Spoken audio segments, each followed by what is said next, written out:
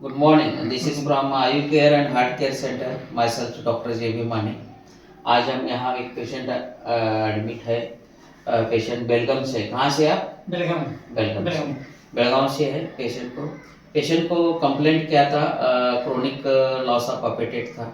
Chronic urine का problem था. तो पेट का ज़्यादा प्रॉब्लम था. तो ये हॉस्पिटल में अदर हॉस्पिटल में 15 डेज एडमिट था. ट्रीटमेंट लिया. आफ्टर दैट भी उसको फिर से सिम्टम्स स्टार्ट हो गए. Loss of balance like vertigo symptoms, up down डिस्टेंशंस.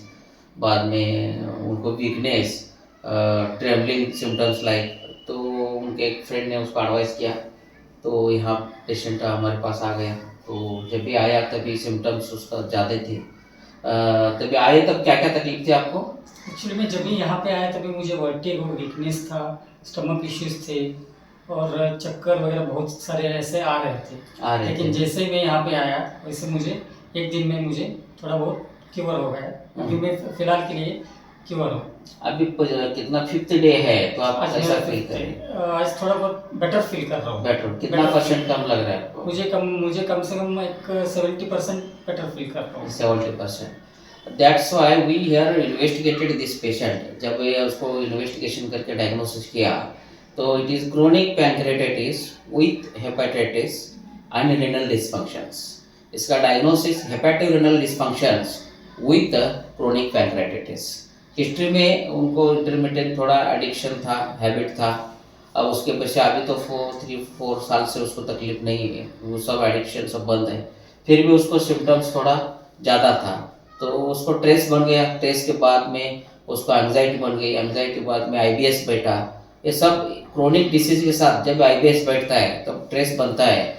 तो एंग्जाइटी क्रोनिक मेंटल डिसऑर्डर उसको क्या बोलते हैं हम? एक एंग्जाइटी के साथ आपकी प्रकृति जब जाती रहती है तब एक क्रोनिक डिसीज बनता है.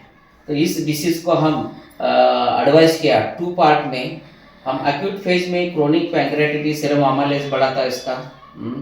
बाद में लिवर डिस्फंक्शन, बिलिरुबिन सब बढ़ा था इसका.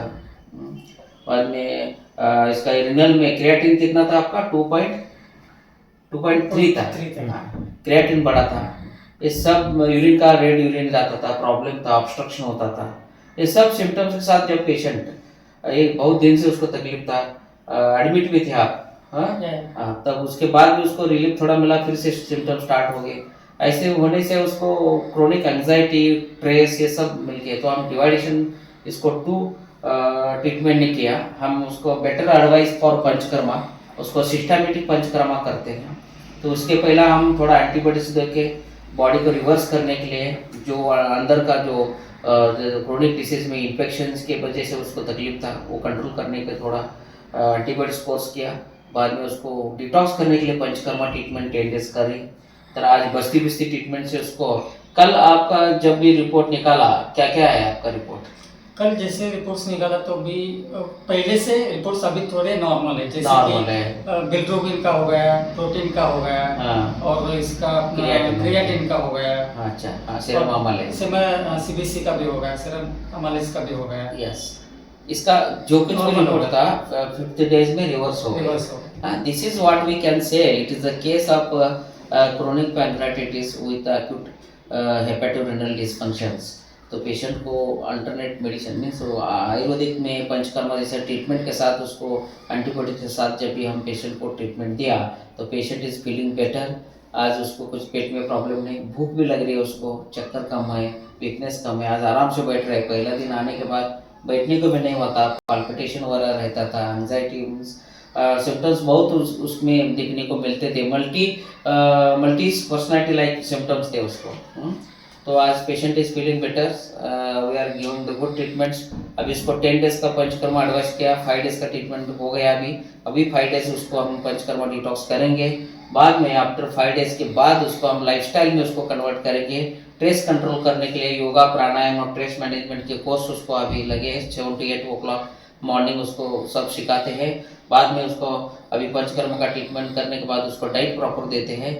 बाद में उनको क्या करना चाहिए और कैसा लाइफस्टाइल में मॉडिफिकेशन करना चाहिए. फिर से क्रोनिक डिसीज के साथ जाना है तो लाइफस्टाइल जब तक चेंज नहीं होती तब तक क्रोनिक डिसीज कवर नहीं होता. तो उसको कैसा लाइफस्टाइल से चेंज होकर क्रोनिक डिसीज को ट्रीटमेंट करना है, हम पेशेंट को बहुत अच्छे तरह से 10 दिन में सिखाएंगे और पेशेंट को कम मेडिसिन को लाइफस्टाइल के चेंज के साथ उसको हम रिवर्स करके पेशेंट को रिजल्ट देंगे और patient will be happy with 10 days। Thank you.